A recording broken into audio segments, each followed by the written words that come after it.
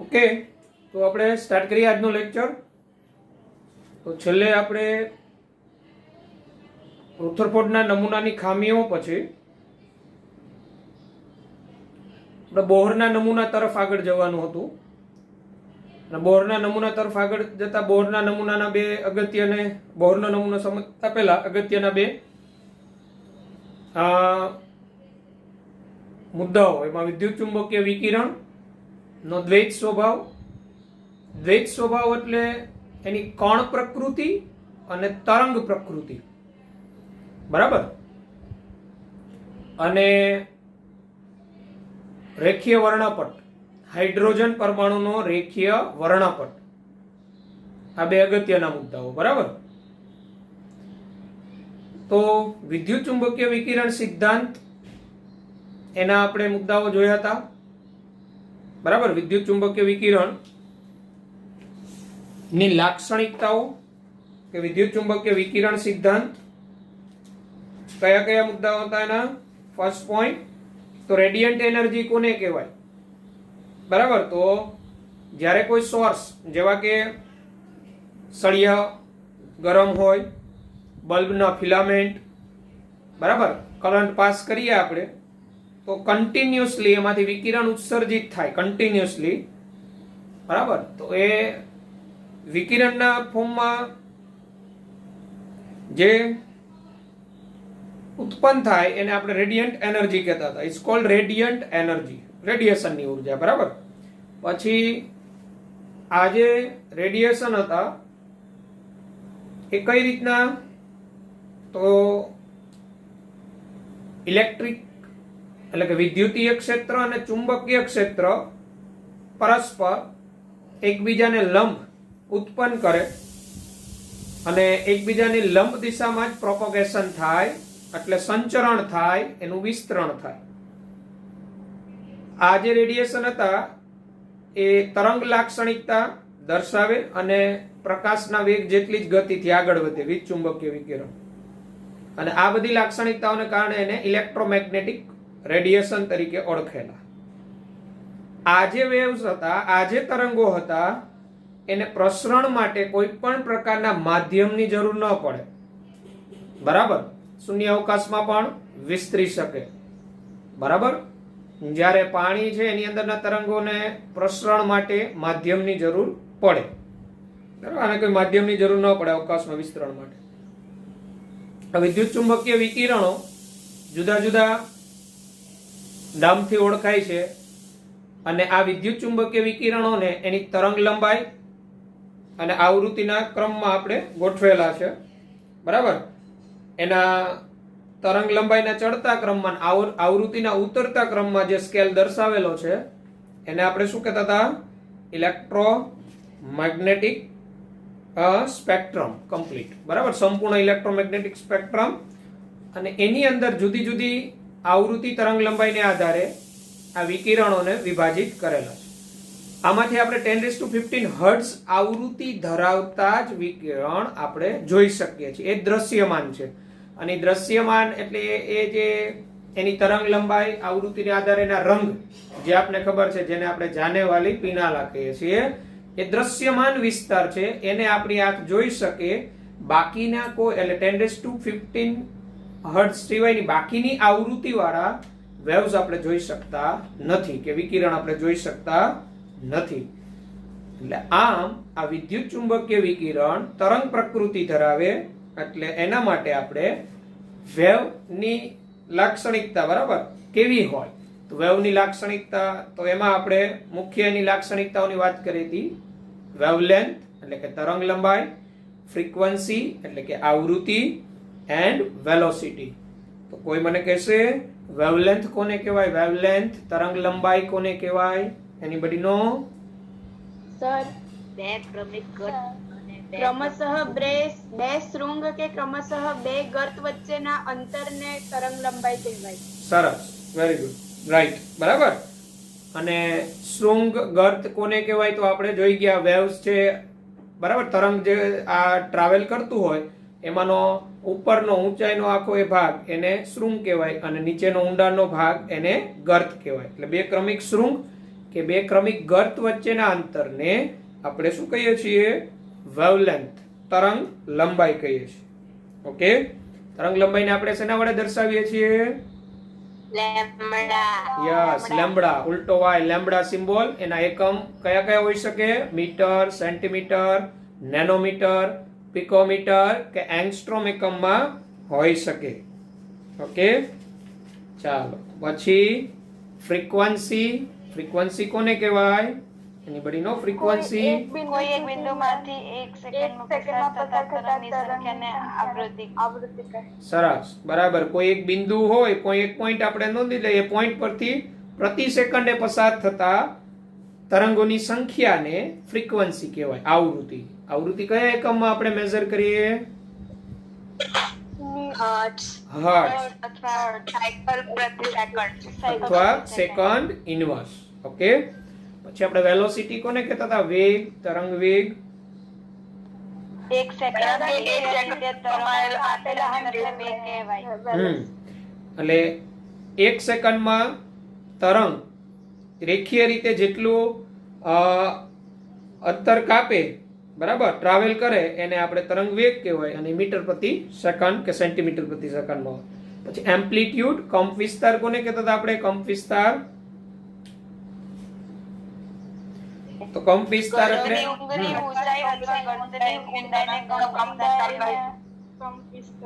એટલે આપણો શૃંગ જે હતો એની ઊંચાઈ અને જે ગર્ત ભાગ કહેવાય એની ઊંડાઈ, બરાબર, એને આપણે એમ્પ્લિટ્યુડ, કંપ વિસ્તાર કહેવાય, જેને એ સિમ્બોલ વડે દર્શાવાય. એનો એકમ જે લંબાઈનો એકમ હોય એ જ દર્શાવાય. પછી વેવ નંબર શું હતા? તરંગ સંખ્યા. તરંગ લંબાઈના વ્યસ્તને તરંગ સંખ્યા કહેવાય. તરંગ લંબાઈનો વ્યસ્ત, રેસિપ્રોકલ ઓફ વેવલેન્થ. તરંગ લંબાઈનો વ્યસ્ત એને તરંગ સંખ્યા કહેવાય. એટલે એનો એકમ જે છે એ લેમ્બડાનો જે એકમ હોય એનાથી ઉલટો થઈ જાય એકમ, બરાબર. લેમ્બડાનો સેન્ટીમીટર, તો આનો સેન્ટીમીટર ઇનવર્સ થઈ જાય, બરાબર. પછી આપણે વેલોસિટી, વેવલેન્થ અને ફ્રીક્વન્સી આ ત્રણેયના સંબંધ દર્શાવતું સૂત્ર જોયું તો આપણે C is equal to nu into lambda, એટલે આવૃત્તિ is equal to C by lambda. અને ઇલેક્ટ્રોમેગ્નેટિક સ્પેક્ટ્રમ ને આપણે વિવિધ રેડિયેશનના જે નામ હતા એને આપણે ચડતા ક્રમમાં ગોઠવેલા, બરાબર. એટલે સૌથી વધુ તરંગ લંબાઈ આપણે જોઈ હતી રેડિયો વેવ્સની હતી, સૌથી ઓછી કોસ્મિક રેઝની હતી. ઓકે, અને ઇલેક્ટ્રોમેગ્નેટિક સ્પેક્ટ્રમ તમારી પાસે ઓબ્ઝર્વેશનમાં છે. કાલે એક દાખલો તમને આપેલો હતો, એ થઈ ગયો છે દાખલો બધાને? શું આવેલો એનો? લેમ્બડા શું આવેલો હતો? પેલો વિવિધ ભારતી સ્ટેશન વાળો, બરાબર, એનો લેમ્બડા કેટલો? 219.3 આવેલો. કેટલો આવેલો? ઓકે, સરસ. અને પછી કોયડો 2.4 ને 2.5 ની જોયો તો ટેક્સ્ટ બુકમાં? થઈ ગયો.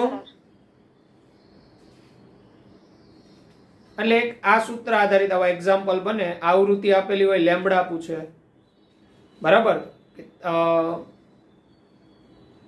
લેમ્બડા આપેલો હોય, આવૃત્તિ પૂછે, બરાબર, જુદા જુદા એકમમાં. એટલે એવા આવા શોર્ટ MCQ બને.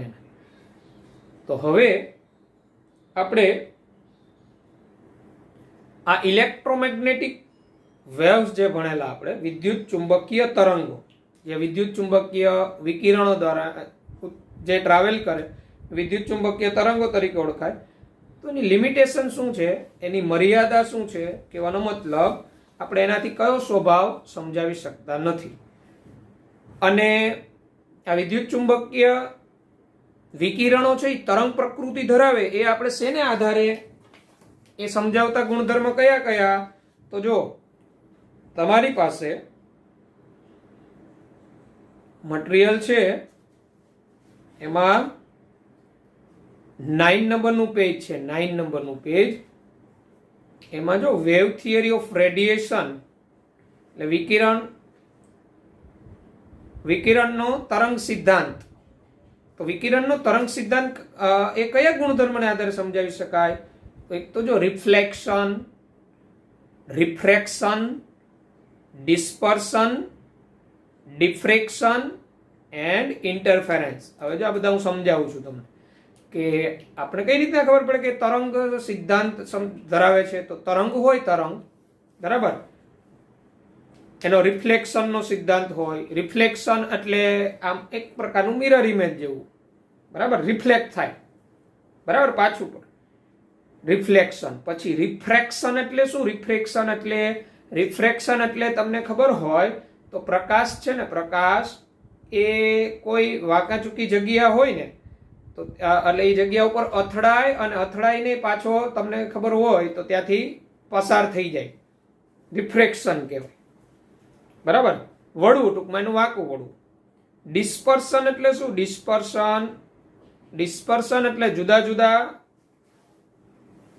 પ્રકાશના જુદા જુદા રંગમાં અલગીકરણ થવું. દ્રશ્યમાન પ્રકાશ આપણે જોઈએ તો દ્રશ્યમાન વિસ્તાર એટલે 10⁻15 હર્ટ્ઝ આવૃત્તિ વાળો ઇલેક્ટ્રોમેગ્નેટિક સ્પેક્ટ્રમમાં એ જુદા જુદા રંગમાં અલગીકરણ થવું એ ડિસ્પર્શન. તો એ જુદા જુદા રંગમાં અલગીકરણ થવું એનો મતલબ એવો થાય એની આવૃત્તિ જુદી હોય, એની તરંગ લંબાઈ જુદી હોય, અને આવૃત્તિ અને તરંગ લંબાઈ જે ધરાવતું હોય એનો મતલબ એવો થાય એ તરંગ સ્વભાવ ધરાવતો હોય. ડિફ્રેક્શન એટલે વિવર્તન. તો વિવર્તન એટલે કોઈ અડચણની ધાર પાસેથી એનું વાંકું વળવું. એટલે આ રીતના પ્રકાશ આમ ટ્રાવેલ કરતો હોય, કોઈ અડચણ આવે તો ત્યાંથી એનું વાંકું વળવું, ડિફ્રેક્શન, બરાબર. ડિફ્રેક્શન એટલે કોઈ અડચણની ધાર પાસેથી એનું વાંકું વળવું, એને ડિફ્રેક્શન કહેવાય. આ પણ તરંગ પ્રકૃતિ થઈ. અને ઇન્ટરફેરન્સ એટલે શું? જેને ગુજરાતીમાં કહેવાય વ્યતિકરણ. તો ઇન્ટરફેરન્સ એટલે શું? તો ઇન્ટરફેરન્સ એટલે આ રીતે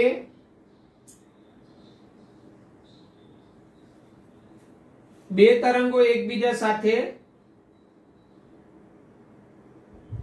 સંયોગીકરણ કરીને આગળ વધે. આ રીતના બે તરંગો એકબીજા સાથે આ રીતે સંયોગીકરણ કરીને આગળ વધે. આ રીતના બેયનું શૃંગ ગર્ત ગર્ત આ રીતે સંયોગીકરણને આગળ વધવું આને ઇન્ટરફેરન્સ કહેવાય. ઇન્ટરફેરન્સ અને ગુજરાતીમાં એને કહેવાય વ્યતિકરણ. એટલે આ રીતના શૃંગ ગર્ત ભેગા થાય ને એટલે પરિણામી જે તરંગ થાય ને, પરિણામી વેવ્સ, એ વેવ્સ મોટું થાય. એટલે આ રીતે શૃંગ નો સરવાળો થાય, ગર્ત એટલે આ રીતે પરિણામી તરંગ જે છે ને મોટું થાય. આ ઘટનાને ઇન્ટરફેરન્સ કહેવાય, વ્યતિકરણ. તો આ વ્યતિકરણનો ગુણધર્મ પણ સમજાવી શકે, બરાબર. આ પરિણામી વેવ્સ કહેવાય, રિઝલ્ટન્ટ વેવ, પરિણામી તરંગ. પછી હા બોલો. સર, ડિફ્રેક્શનમાં વિકિરણ જે દિશામાંથી આપાત થતો હોય તે જ દિશામાં પાછું વળે? ના, ડિફ્રેક્શન આમાં કેવું હોય, આ રીતે વિકિરણ જતું હોય અહીંથી, આ રીતે એંગલ બનાવીને આમ પાછું પડે. આ ડિફ્રેક્શન થયું કહેવાય, વિવર્તન. અહીંથી દાખલા તરીકે વિકિરણ આપાત થાય છે, અહીંથી કોઈ મ્યુ આવૃત્તિ ધરાવતું, તો અહીંથી અથડાઈને પાછું પડવું, આ ડિફ્રેક્શન કહેવાય. એટલે કોઈ અડચણ આવે ને, અડચણ ત્યાંથી એનું વાંકું વળવાની ઘટના એને છે ને ડિફ્રેક્શન કહેવાય, વિવર્તન કહેવાય. ગુજરાતીમાં વિવર્તન, અંગ્રેજીમાં ને ડિફ્રેક્શન કહેવાય. અને ઇન્ટરફેરન્સ એટલે આ રીતના તરંગોનું એકબીજા શૃંગ ગર્ત આ રીતે સંયોગીકરણ થઈને આગળ વધવું. એટલે પરિણામી વેવ્સ છે ને મોટું થાય, પરિણામી તરંગ. આને ઇન્ટરફેરન્સ કહેવાય, વ્યતિકરણ કહેવાય. આની અંદર બે પ્રકારના ઇન્ટરફેરન્સ હોય. જો બેના શૃંગ ગર્ત ગર્ત એ રીતે ભેગા થાય ને તો પરિણામી તરંગ મોટું બને. એને કન્સ્ટ્રક્ટિવ ઇન્ટરફેરન્સ કહેવાય, કન્સ્ટ્રક્ટિવ. એટલે આ જે ઇન્ટરફેરન્સ છે ને આ કન્સ્ટ્રક્ટિવ કહેવાય, કન્સ્ટ્રક્ટિવ. તમને ત્યાં પેજ નંબર 9 ઉપર આપણે એનો વેવ નેચર છે, તો વેવ નેચર હોય વિદ્યુત ચુંબકીય વિકિરણનો, તો આપણે કયા ઉપરથી સમજાવી શકીએ? તો આ બધા ઉપરથી સમજાવી શકીએ. વિદ્યુત ચુંબકીય વિકિરણમાં આ બધું જોવા મળે એટલે એનો વેવ નેચર છે, તરંગ સ્વભાવ છે એમ કહી શકાય. ઓકે, તો ત્યાં તમને જો કન્સ્ટ્રક્ટિવ ઇન્ટરફેરન્સીસ કીધું છે. તો કન્સ્ટ્રક્ટિવ ઇન્ટરફેરન્સીસ એટલે શું? તો કન્સ્ટ્રક્ટિવ ઇન્ટરફેરન્સીસ એટલે બેના શૃંગ શૃંગ, ગર્ત ગર્ત, શૃંગ શૃંગ, ગર્ત ગર્ત આ રીતનું સંયોગીકરણ થઈને આગળ વધે, એક કરતા વધુ વેવ્સ, તો પરિણામે શું થાય? શૃંગ શૃંગ એટલે સરવાળો થાય, ગર્ત ગર્ત સરવાળો થાય એટલે વેવ્સ છે, એટલે એનું આ જે એમ્પ્લિટ્યુડ કહેવાય ને એનો કંપ વિસ્તાર વધે, પરિણામી તરંગ મોટું થાય, કંપ વિસ્તાર વધે, એમ્પ્લિટ્યુડ વધે, બરાબર. અને ડિસ્ટ્રક્ટિવ ઇન્ટરફેરન્સ કોને કહેવાય? ડિસ્ટ્રક્ટિવ. તો ડિસ્ટ્રક્ટિવ ઇન્ટરફેરન્સ એટલે એકનું શૃંગ હોય તો બીજાનું ગર્ત, એમ. તો બે તરંગો દાખલા તરીકે ટ્રાવેલ કરતા હોય એકબીજા સાથે ઇન્ટરફેરન્સ થી, તો એકનું શૃંગ બીજાનું ગર્ત, શૃંગ ગર્ત, શૃંગ ગર્ત, તો પરિણામી વેવ્સ છે ને એ નાનું થાય, એનો એમ્પ્લિટ્યુડ ઘટે, બરાબર, કંપ વિસ્તાર ઘટે. જો આ રીતે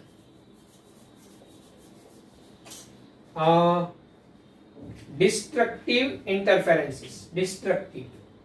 ડિસ્ટ્રક્ટિવ એટલે પરિણામી વેવ્સ મોટું ન થાય.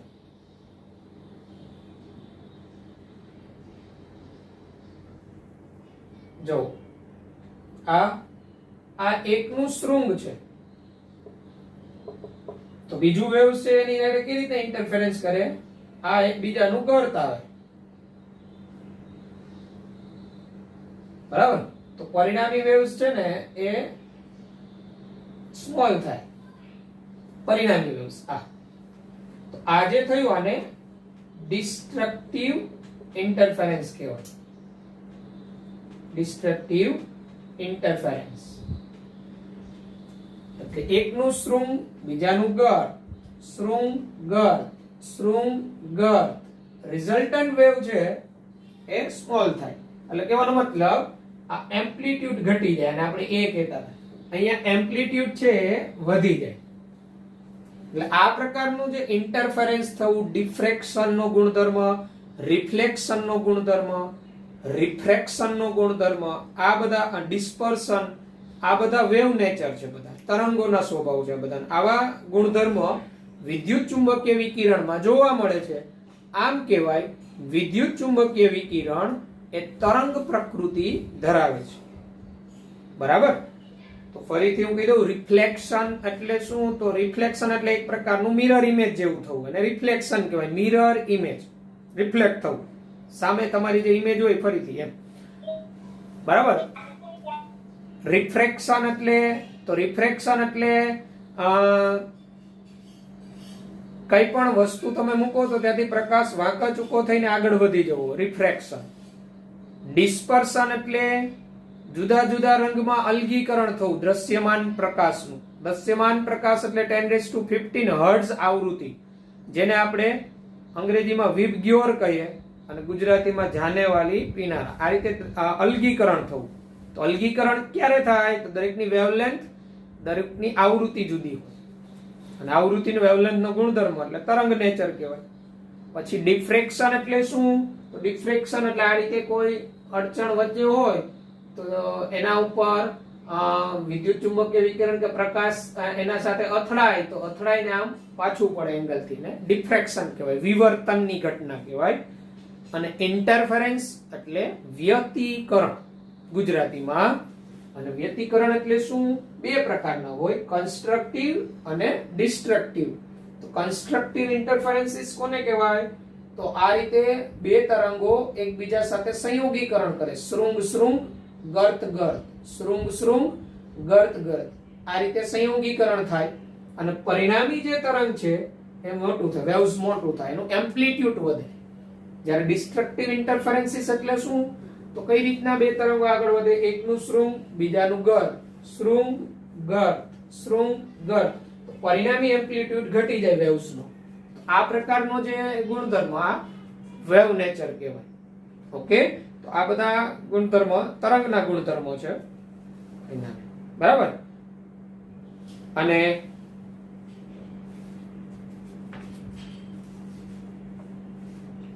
બાકી હવે આ વેવ થિયરીની મર્યાદા શું? તો આજે વિદ્યુત ચુંબકીય વિકિરણ તરંગ સ્વભાવ ની મર્યાદા શું? આ સિદ્ધાંતની મર્યાદા શું? આ સિદ્ધાંત આ વેવ દ્વારા આપણે શું ન સમજાવી શકીએ? કયા ગુણધર્મ ન સમજાવી શકીએ? તો આપણે છે ને એક તો કાળા પદાર્થોનું વિકિરણ ની સમજૂતી આ વેવ થિયરી દ્વારા નથી આપી શકતા. બ્લેક બોડી રેડિયેશન કોને કહેવાય આપણે હમણાં સમજીશું. પહેલા આપણે એની લિમિટેશન. કાળા પદાર્થોનું વિકિરણ, ફોટો ઇલેક્ટ્રિક અસર, એ પણ આ વિદ્યુત ચુંબકીય વિકિરણ સિદ્ધાંત દ્વારા નથી સમજાવી શકાતું. તો એ બધી એની લિમિટેશન આવે, એની મર્યાદા આવે. પછી તાપમાનના ફેરફાર સાથે ઘન પદાર્થની ઉષ્મા ક્ષમતામાં જોવા મળતો ફેરફાર. ઉષ્મા ક્ષમતા કોને કહેવાય તે આપણે થર્મોડાયનેમિક ચેપ્ટરમાં ડિટેલમાં આવશે, પણ અહીંયા તમને ઉષ્મા ક્ષમતાની ડેફિનેશન કહી દઉં તમને. બરાબર, એક જ મિનિટ.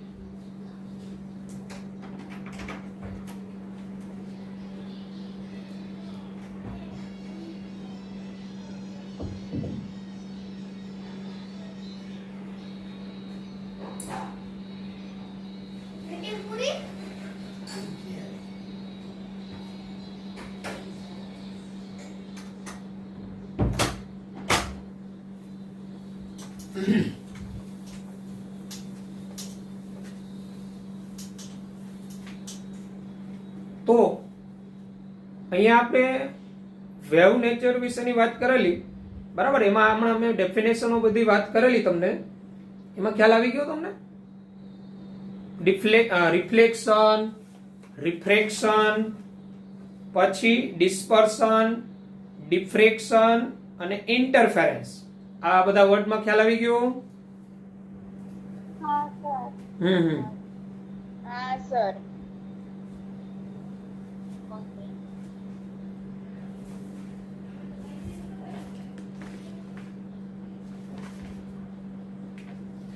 કઈ નહીં, તમે નોંધેલું ન હોય ને તો તમે નોંધી લ્યો, કારણ કે હું 2 વખત તો બોલેલો. અને જો દીકરાઓ, બોર્ડ વાળા ક્લાસ અને નીટ વાળા ક્લાસની અંદર થોડું કન્ટેન્ટમાં સ્પીડમાં ફેરફાર હોય જ. એનું રીઝન છે કે નીટનો સિલેબસ ખૂબ લોંગ હોય છે, બોર્ડનો સિલેબસ શોર્ટ હોય છે. 11થમાં એને જે ટેક્સ્ટ બુકમાં ચેપ્ટર આપ્યું એટલું જ એક્સપ્લેન કરવાનું હોય, અને નીટમાં આપણે એક્સ્ટ્રા ટોપિક પણ એક્સપ્લેન કરવાનો હોય. એટલે ઘણી વખત આપણે આમ તો મારા ખ્યાલ છે હું નોર્મલ જ જાઉં છું, પણ તેમ છતાં તમને કોઈને સ્પીડ રાખતી હોય તો કંઈ નહીં, પણ ધીમે ધીમે પછી ટેવાતા થઈ જજો. એનું રીઝન છે, નહીં તો આપણે ટાઈમ ટુ ટાઈમ સિલેબસ પણ કમ્પ્લીટ ન કરી શકીએ. બીજું, ચલાવું પછી તમને હું કહું પણ છું, ન ખ્યાલ આવતો હોય ત્યાં પૂછી લેવાનું, પણ ટોપિક પૂરો થાય પછી હું તમને પૂછું ત્યારે. ઓકે, તો હવે જેને હમણાં મેં પૂછેલું કે નથી ખ્યાલ આવ્યો, તો એને હવે છે ને નોંધવું પડે, કારણ કે હું 2 વખત રિફ્લેક્શન કોને કહેવાય બોલેલો, રિફ્રેક્શન કોને કહેવો બોલેલો, ડિસ્પર્શન કોને કહેવાય, ડિફ્રેક્શન કોને કહેવાય અને ઇન્ટરફેરન્સ કોને કહેવાય. આવું 2 વખત હું બોલેલો. હવે હમણાં કોઈ કીધું નથી ખ્યાલ આવ્યો, ત્રીજી વખત કહું છું, તો એ હવે નોંધી લે. તમે આવું નોંધતા નહીં જાઓ સાઈડમાં કે બાજુમાં, તો પછી ભૂલી જ જવાના છો. બરાબર, સિમ્પલ વાત છે. રિફ્લેક્શન શબ્દ તો તમારે આવતો જ હોય. રિફ્લેક્શન એટલે તમે કોઈ અરીસાની સામે ઊભી જાવ ને તો તમારું પ્રતિબિંબ દેખાણું, એને રિફ્લેક્શન થયું કહેવાય. બરાબર, એટલે રિફ્લેક્શન એટલે એક પ્રકારનું પ્રતિબિંબ જેવું. બરાબર, તો આ વેવ થિયરી ઓફ રેડિયેશન, બરાબર, વિકિરણનો જે તરંગ સિદ્ધાંત છે, વિદ્યુત ચુંબકીય વિકિરણ, તો એ રિફ્લેક્શનનો ગુણધર્મ ધરાવે. રિફ્રેક્શન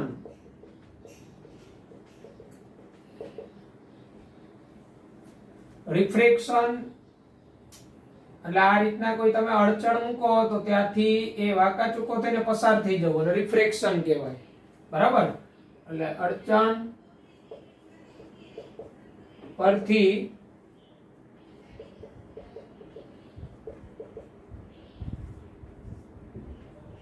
વાંકા ચૂકા થઈ લાઇટ નું પસાર થવું, રિફ્રેક્શન. ડિસ્પર્શન, ડિસ્પર્શન ત્યાં તમને લખીને જ આપેલું છે. ડિસ્પર્શન એટલે એક પ્રકારનું અલગીકરણ. દ્રશ્યમાન પ્રકાશનું જુદા જુદા રંગમાં અલગીકરણ. જુદા જુદા રંગમાં અલગીકરણ દ્રશ્યમાન પ્રકાશનું. ડિફ્રેક્શન જેને ગુજરાતીમાં કહેવાય વિવર્તન. તો વિવર્તન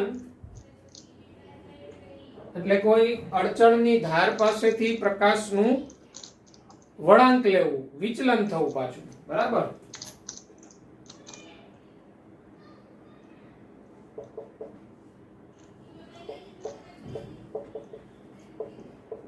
ધાર પરથી અથવા સપાટી પરથી પ્રકાશનું વળવું અથવા વળાંક લેવું. આ રીતના કોઈ અડચણ હોય, આ પ્રકાશ આપતા હોય, આને ડિફ્રેક્શન થયું કહેવાય, પાછું વળવું, વિવર્તન. અને ઇન્ટરફેરન્સ એટલે કે વ્યતિકરણ. ઇન્ટરફેરન્સ ઇન્ટરફેરન્સ એટલે બે તરંગોનું, બે કરતા વધુ તરંગોનું એકબીજા સાથે સંયોગીકરણ થઈને આગળ વધવું. બરાબર. સંયોગીકરણ થવું એટલે શૃંગ શૃંગ, ગર્ત ગર્ત, શૃંગ શૃંગ, એ રીતે એકબીજા ઉપર સંપાત થઈને આગળ વધવું. બરાબર. તરંગોનું એકબીજા પર સંપાત થઈ સંયોગીકરણ થવું.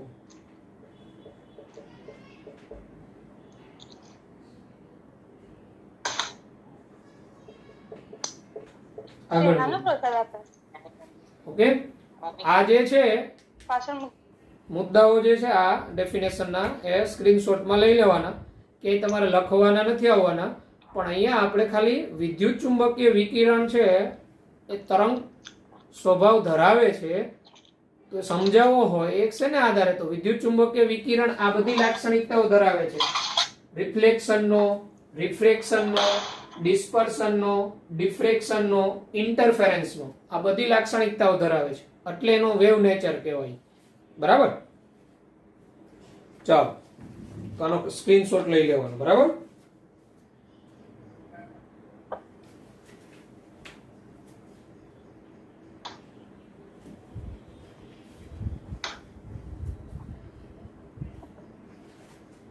ઓકે. હવે ખ્યાલ આવી ગયો બધાને? હા સર. હા. ઓકે.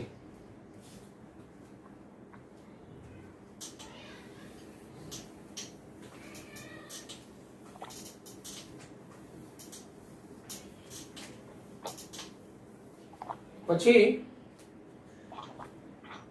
હવે આ વિદ્યુત ચુંબકીય વિકિરણ છે, આ વિદ્યુત ચુંબકીય વિકિરણ નો આ જે વેવ સિદ્ધાંત, વેવ થિયરી જે છે એની મર્યાદા. બરાબર. આપણે તરંગ સ્વભાવ ધરાવે છે તો જોયું, એક કણ પ્રકૃતિ પણ ધરાવે છે. અને કણ પ્રકૃતિ એના કેના પરથી સમજાવી શકાય? બરાબર. એનો કણ સ્વભાવ છે એ કેના પરથી સમજાવી શકાય એ આપણે સમજવાનું છે. તો વિદ્યુત ચુંબકીય વિકિરણ સિદ્ધાંતની મદદથી જે નથી સમજાવી શકાતું, બરાબર, જે મર્યાદા છે, એ બધું જે છે એની મદદથી કણ પ્રકૃતિ સમજાવી શકાય. એની પાર્ટિકલ નેચર, કણ પ્રકૃતિ. અને કણ પ્રકૃતિ એટલે કેવો ગુણધર્મ એ પણ આપણે એમાં સમજીશું. તો આપણે જરા એના સિદ્ધાંતની મર્યાદા એ આપણે કયા કયા, તો એક તો કાળા પદાર્થના વિકિરણની સમજૂતી વિદ્યુત ચુંબકીય વિકિરણ સિદ્ધાંતથી સમજાવી શકાતી નથી. આ મર્યાદા પણ તમને 8 નંબરના પેજ ઉપર એ આપેલી છે. બરાબર.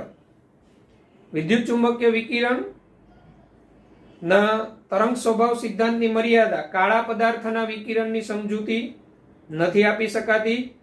આપણે સમજીશું કાળા પદાર્થનું વિકિરણ કોને કહેવાય. બરાબર.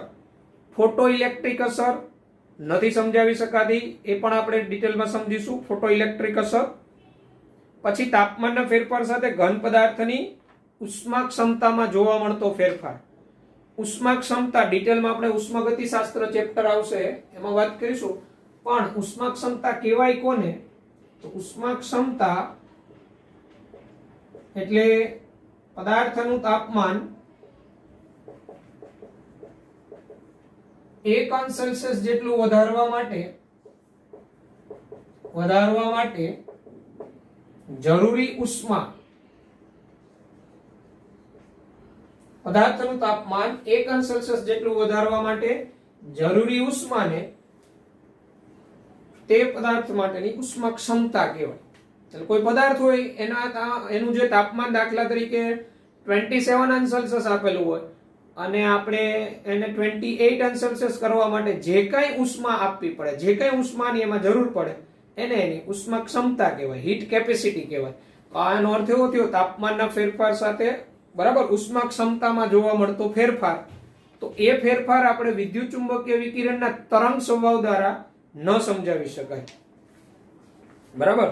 પછી પરમાણુનો રેખીય વર્ણપટ, ખાસ કરીને હાઇડ્રોજન વર્ણપટ આપણે સમજીશું. તો આ પણ એની મદદથી સમજાવી શકાય નહીં. બરાબર. તો આ કેની મદદથી સમજાય? તો વિદ્યુત ચુંબકીય તરંગ કણ પ્રકૃતિ ધરાવે ને, કણ પ્રકૃતિ, તો જ એની મદદથી આ સમજાવી શકાય. પાર્ટિકલ નેચર, કણ પ્રકૃતિ. બરાબર. અને કણ પ્રકૃતિ એટલે આપણે હમણાં આની ડેફિનેશનો સમજીશું. કાળા પદાર્થનું વિકિરણ, ફોટો ઇલેક્ટ્રિક અસર, આવા જે ગુણધર્મ બધા કહેવાય કણ પ્રકૃતિના ગુણધર્મ કહેવાય. બરાબર. એ આપણે એની ડેફિનેશન સમજીએ એટલે ખ્યાલ આવશે. બરાબર. તો વિદ્યુત ચુંબકીય વિકિરણના જે તરંગ સિદ્ધાંત છે એની મર્યાદા શું, તો એ મર્યાદા આપણે ખબર હોવી જોઈએ. અને હવે આપણે શું સમજવા જઈ રહ્યા છીએ? બરાબર. તો આપણે હવે એનો કણ સ્વભાવ સમજવો છે. બરાબર. કણ સ્વભાવ એ આપણે સમજીએ. આ વ્યતિકરણ, વિવર્તન, આ બધી ઘટનાઓ તો આપણે એની તરંગ સિદ્ધાંત દ્વારા સમજાવી શકીએ છીએ. બરાબર. પણ આ કાળા પદાર્થનું વિકિરણ, ફોટો ઇલેક્ટ્રિક અસર, આવા બધા ગુણધર્મ આપણે તરંગ સિદ્ધાંત દ્વારા સમજાવી શકતા નથી. તો એ આપણે સમજવાના. ઓકે. તો આપણે સમજીએ પહેલા કાળા પદાર્થનું વિકિરણ કોને કહેવાય. બરાબર. કાળા પદાર્થનું વિકિરણ, કાળા પદાર્થનું વિકિરણ, બ્લેક બોડી રેડિયેશન એટલે કેવું ખબર? એટલે જે કોઈ પદાર્થ હોય ને એ સંપૂર્ણ બધી જ તરંગ લંબાઈ નો શોષક હોય, બધા જ પ્રકારની તરંગ લંબાઈનું શોષણ કરતો હોય અને બધા જ પ્રકારની તરંગ લંબાઈનું ઉત્સર્જન કરતો હોય.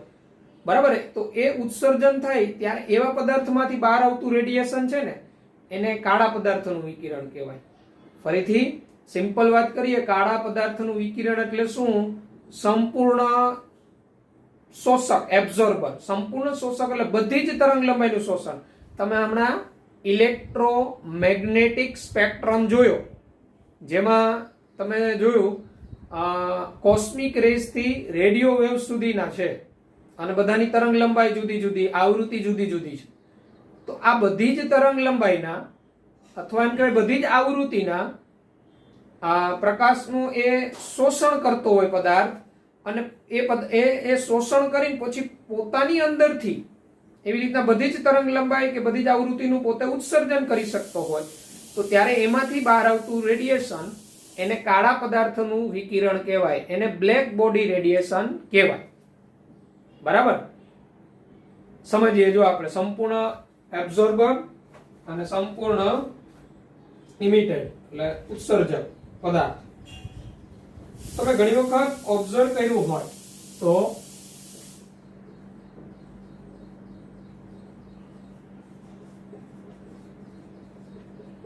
બ્લેક બોડી રેડિયેશન, કાળા પદાર્થનું વિકિરણ. તો લોખંડને ગરમ થતા તમે બધાએ જોયું જ હશે. બરાબર.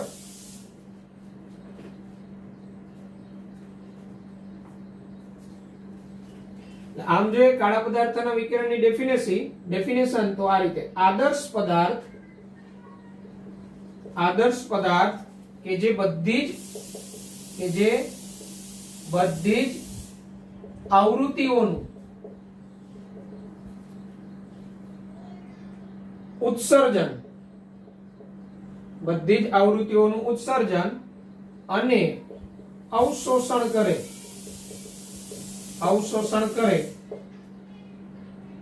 તેને કાળો પદાર્થ કહેવાય. આવા કાળા પદાર્થમાંથી ઉત્સર્જિત થતા વિકિરણને કાળા પદાર્થ વિકિરણ કહેવાય. બરાબર. આદર્શ પદાર્થ કે જે બધી જ આવૃત્તિઓનું ઉત્સર્જન, આ રીતે કોઈ પદાર્થ હોય બધી જ આવૃત્તિઓનું પોતે ઉત્સર્જન કરી શકતો હોય તેમજ બધી જ આવૃત્તિનું પોતે અવશોષણ કરી શકતો હોય, આવો પદાર્થ કાળો પદાર્થ કહેવાય. અને કાળા પદાર્થમાંથી ઉત્સર્જિત થતું જે રેડિયેશન હોય ઉત્સર્જિત, એને કાળા પદાર્થનું વિકિરણ કહેવાય. બરાબર. તો સિમ્પલ ઉદાહરણ લઈએ. તમને બધાને ખબર હોય તો લોખંડને ગરમ કરતું તમે ક્યારે ઓબ્ઝર્વેશન કરેલું હોય તો આ ખ્યાલ હશે કે લોખંડના સળિયાને તમે ગરમ કરો ને, ગરમ ત્યારે એના રંગ ચેન્જ જોયા હોય તો ભઠ્ઠીમાં જ્યારે ગરમ કરીએ ત્યારે પ્રથમ ઈ ઝાંખો લાલ થાય, ઝાંખો લાલ.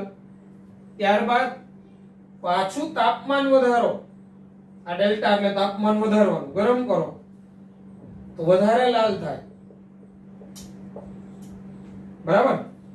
પછી વધારે ગરમ કરો, હજી વધારે ગરમ કરો, આ ડેલ્ટાની નિશાની એટલે ગરમ કરવું, ત્યારે સફેદ. પાછું તાપમાન વધારો, વાદળી, એવા જુદા જુદા રંગમાં કન્વર્ટ થાય. તો આનો અર્થ શું થયો? તમે જોયું લોખંડને ગરમ કરે, બરાબર, લોખંડનો સળિયો હોય એને ગરમ કરો ભઠ્ઠીમાં, ઝાંખો લાલ થવો. વધારે ગરમ કરો, વધારે લાલ થયો. પાછો ગરમ કરો, વ્હાઈટ. વધારે ગરમ કરો, વાદળી. તો આ રંગ બદલાણા એટલે એનો અર્થ એવો થયો આવૃત્તિ બદલાઈ ગઈ. તમે જોશો તો ઇલેક્ટ્રોમેગ્નેટિક સ્પેક્ટ્રમમાં રંગ બદલાય એમ આવૃત્તિ બદલાય છે. જો જાને વાલી પીનાલા, એમાં દરેકની તરંગ લંબાઈ, આવૃત્તિ, બરાબર, એની રેન્જ છે. બરાબર. તો એનો મતલબ એવો થયો આ વિવિધ આવૃત્તિઓનું ઉત્સર્જન, શોષણ કરે અને વિવિધ આવૃત્તિઓનું ઉત્સર્જન કરે, શોષણ કરે અને ઉત્સર્જન કરવું. આ રંગ બદલાવો એટલે આવૃત્તિ બદલાવું. એટલે એનો મીનિંગ એવો થયો કે નીચી આવૃત્તિથી લઈ અને ઊંચી આવૃત્તિ સુધીના એ શોષણ કરે વિદ્યુત ચુંબકીય વિકિરણોનું, નીચી આવૃત્તિથી લઈને ઊંચી આવૃત્તિ સુધી. તમે જોશો તો ઇલેક્ટ્રોમેગ્નેટિક સ્પેક્ટ્રમ તમારી સામે હોય, બરાબર, તો એમાં તમે જોશો તો રેડ છે, રેડ કલર છે ને નીચી આવૃત્તિમાં છે. રેડ આપણે કહીએ જાનેવાલી પીનાલા, તો લાલ રંગ છે ને નીચી આવૃત્તિમાં છે. જો તમારી પાસે ઇલેક્ટ્રોમેગ્નેટિક સ્પેક્ટ્રમ એનો આપેલો છે મેં તમને મટીરિયલમાં, એમાં જોશો તો આર કરીને આપેલું છે રેડ. તો રેડ નીચી આવૃત્તિ છે, બરાબર. અને જ્યારે વાદળી રંગ છે એ ઊંચી આવૃત્તિમાં છે. એટલે એનો અર્થ એવો થાય તાપમાન વધે છે ને, તાપમાન, એમ આવૃત્તિ વધતી જાય છે, ફ્રીક્વન્સી વધતી જાય છે. બરાબર. તો આ જે છે કાળા પદાર્થનું વિકિરણ કોને કહેવાય? ફક્ત આપણે એની વાત કરેલી. એટલે કાળા પદાર્થનું વિકિરણ એટલે સંપૂર્ણ એબ્ઝોર્બર, એટલે બધી જ આવૃત્તિનું શોષણ કરે અને બધી જ આવૃત્તિનું ઉત્સર્જન કરે. જે આપણે લોખંડના સળિયાના ઉદાહરણ દ્વારા સમજેલા. લોખંડમાંથી ઉત્પન્ન થતું વિકિરણ એ કાળા પદાર્થનું વિકિરણ કહેવાય. એટલે કહેવાનો મતલબ ટેમ્પરેચર વધતું જાય એમ નીચી આવૃત્તિથી લઈ અને ઊંચી આવૃત્તિ સુધીના વિકિરણ ઉત્સર્જિત થાય છે. બરાબર. તો આવું કેમ થાય છે? તો એ છે ને વિદ્યુત ચુંબકીય વિકિરણનો તરંગ સ્વભાવ છે ને એ નથી સમજાવી શકતો. બરાબર. આવું કેમ થાય કાળા પદાર્થનું વિકિરણ? બરાબર. તો તમને કાળા પદાર્થનું વિકિરણ કોને કહેવાય એની ડેફિનેશન ખબર હોવી જોઈએ. બરાબર. એટલે સિમ્પલ વાત કરીએ તો સંપૂર્ણ એબ્ઝોર્બર, એટલે કે સંપૂર્ણ બધી જ આવૃત્તિઓનું શોષણ કરે અને ઉત્સર્જન કરે. એટલે ઉત્સર્જન થાય ત્યારે જે વિકિરણ બહાર આવે એ કાળા પદાર્થનું વિકિરણ કહેવાય. અને આપને એની તીવ્રતા, કાળા પદાર્થના વિકિરણની તીવ્રતા વિરુદ્ધ તરંગ લંબાઈનો આલેખ આપને પણ આપેલો છે. બરાબર. તીવ્રતા વિરુદ્ધ વિકિરણની આવૃત્તિ. તો T1 અને T2 બે તાપમાન આપણે આપેલા હોય, બરાબર, તો એનો તાપમાન વધે એમ એની તીવ્રતા વધે અને પાછી મહત્તમ બનીને ઘટતી જાય. એવી રીતના તાપમાન ઘટે તો પાછી તીવ્રતા વધે અને મહત્તમ બનીને ઘટી જાય. હવે એક વાત ખાસ ધ્યાન રાખજો, તીવ્રતા એટલે શું? તીવ્રતા અને આવૃત્તિમાં ફેર છે હો. તીવ્રતા અંગ્રેજીમાં એને ઇન્ટેન્સિટી કહેવાય. ચલો, તીવ્રતા કોને કહેવાય? તો સિમ્પલ વાત, આ ઝાંખો લાલ પ્રકાશ છે, આ ઝાંખો લાલ માંથી આ વધારે લાલ થયો તો આ એની ઇન્ટેન્સિટી વધી કહેવાય, તીવ્રતા વધી કહેવાય. પણ વળી પાછું શું થયું? બરાબર, વધારે લાલ માંથી પાછો તાપમાન વધ્યું તો સફેદ થયો, પાછું તાપમાન વધ્યું તો વાદળી થયું. તો તાપમાન વધે ને એમ ઇન્ટેન્સિટી વધે છે, તીવ્રતા વધે છે, અને વળી પાછી એની ઇન્ટેન્સિટી વધીને ઘટી ગઈ. બરાબર, એવી રીતના તાપમાન ઘટે, બરાબર, ઇન્ટેન્સિટી મહત્તમ થાય ને પાછી ઘટે. એટલે તીવ્રતા અને આવૃત્તિ બે વસ્તુ અલગ.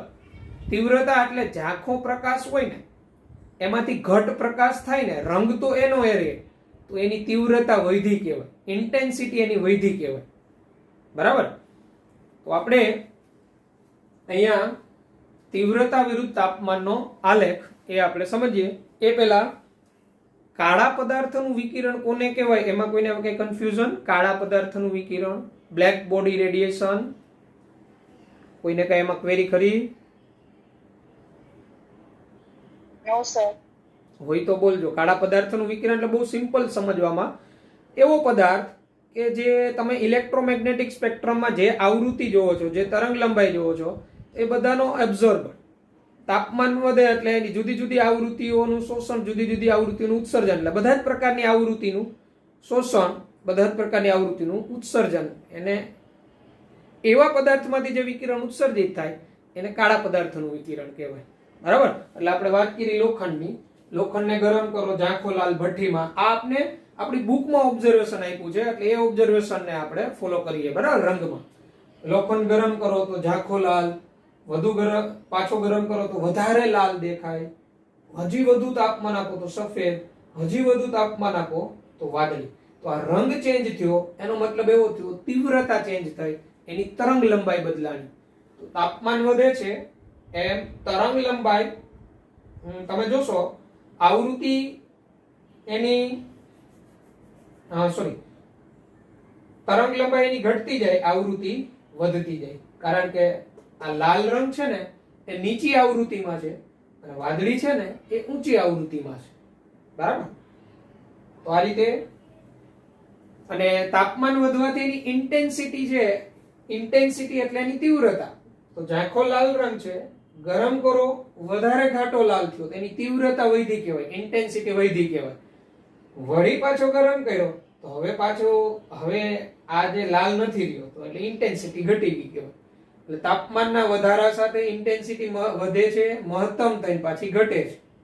વળી પાછું ઉલટું આવો કે તાપમાનના ઘટાડા સાથે, બરાબર, ઇન્ટેન્સિટી વધે છે, મહત્તમ થઈને પાછી ઘટે. એટલે આ રીતના તમને ગ્રાફ આપેલો છે ઇન્ટેન્સિટીનો.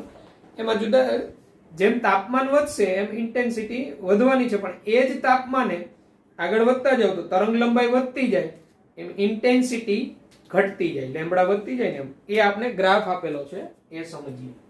ઓકે, તો આ કાળા પદાર્થનું વિકિરણ વ્યાખ્યા છે, નોંધી લેવાની, તમારા ટેક્સ્ટ બુકમાં પણ આપેલી છે. ઓકે, સમજીએ. જો હવે ઇન્ટેન્સિટી વિરુદ્ધ ટેમ્પરેચરનો ગ્રાફ, આનામાં ઇન્ટેન્સિટી વિરુદ્ધ તરંગ લંબાઈનો ગ્રાફ. બે તાપમાન T1 અને T2 તાપમાન. એક T1 તાપમાન, પછી એનાથી થોડું ઊંચું T2 તાપમાન રાખીને એમાં તરંગ લંબાઈ વધતી જાય તો ઇન્ટેન્સિટીમાં શું ફેર થતો? તીવ્રતામાં. બરાબર, તો આપણે તીવ્રતા એટલે કે ઇન્ટેન્સિટી વર્સિસ લેમ્બડા, તરંગ લંબાઈ.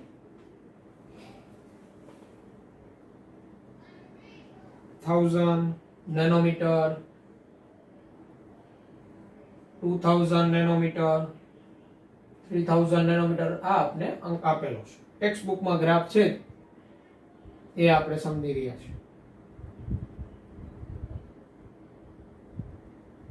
ઓકે, તો હવે કોઈ T1 ટેમ્પરેચર, અહીંયા T2 ને T1 બે ટેમ્પરેચર આપણે લઈએ. T2 ગ્રેટર ધેન T1 છે, તો આપને કોઈ T1 ટેમ્પરેચરે આ પ્રકારે ગ્રાફ મળે છે.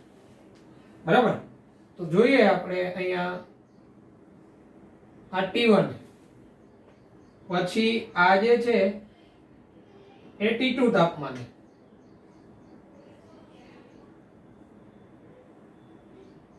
આ T1 આ T2 તાપમાને. તો આ ગ્રાફની અંદર તમે ઓબ્ઝર્વેશન કરશો તો લેમ્બડા વધતી જાય છે શરૂઆતમાં, કોઈ T1 તાપમાને લેમ્બડા વધતી જાય છે, ઇન્ટેન્સિટી વધતી જાય છે, મહત્તમ બની અને પાછી ઘટતી જાય છે.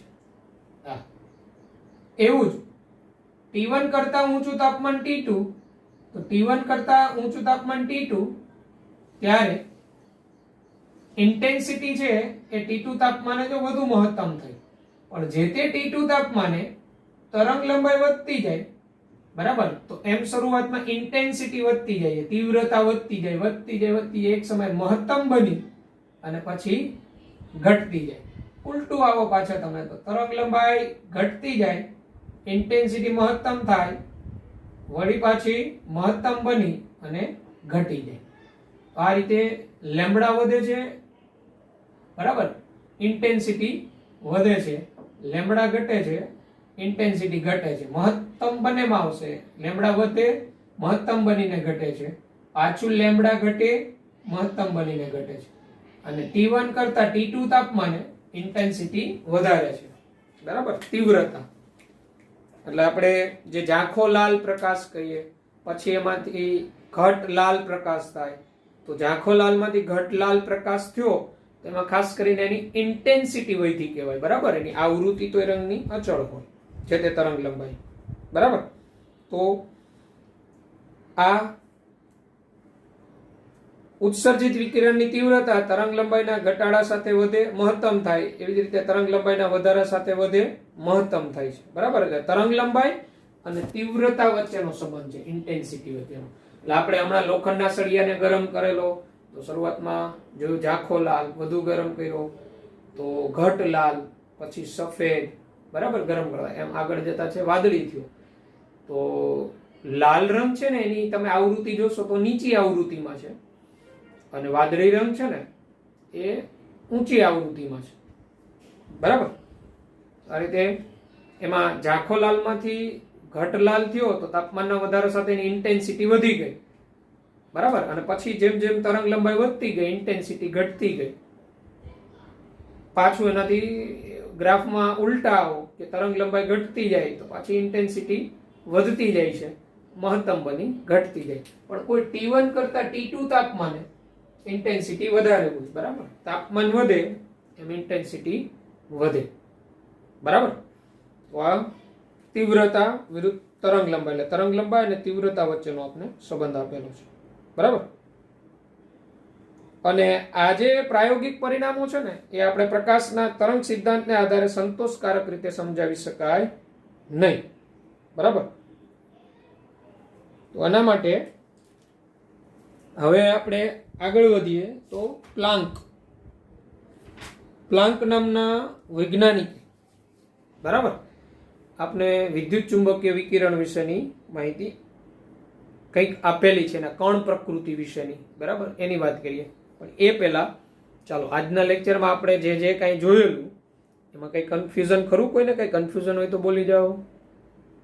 પહેલા આપણે વિદ્યુત ચુંબકીય વિકિરણ સિદ્ધાંત છે, બરાબર, એ તરંગ સ્વભાવ ધરાવે છે, તો એના તરંગ નેચરથી આપણે શું સમજાવી શકાય અને કઈ કઈ ઘટનાઓ છે એનું તરંગ સ્વભાવની તરફેણ કરે છે, બરાબર. તો એમાં આપણે વ્યતિકરણ, વિવર્તન, રિફ્લેક્શન, રિફ્રેક્શન, ડિફ્રેક્શન, ડિસ્પર્શન આ બધી વાત કરેલી. તો આ બધા જ વ્યવસ્થિત આપણે વિદ્યુત ચુંબકીય વિકિરણના તરંગ સ્વભાવથી સમજાવી શકાય, બરાબર. પણ કઈ ઘટનાઓ નથી સમજાવી શકાતી તો એ આપણે એની મર્યાદામાં લીધેલી. અને એ ઘટનાઓ એ ઘટનાઓ જે છે તો એ એની કણ પ્રકૃતિથી સમજાવી શકાય. ઉપરની કણ પ્રકૃતિનો હોય શું ખબર છે? કણ પ્રકૃતિ એટલે કોઈ પણ એવું વિકિરણ એ કોઈ પદાર્થની અંદર એનું શોષણ થાય અને એ પદાર્થમાંથી જુદી જુદી ઉર્જા ધરાવતા અંદરથી વિકિરણનું પોતે ઉત્સર્જન કરાવી શકે એ એની કણ પ્રકૃતિ કહેવાય.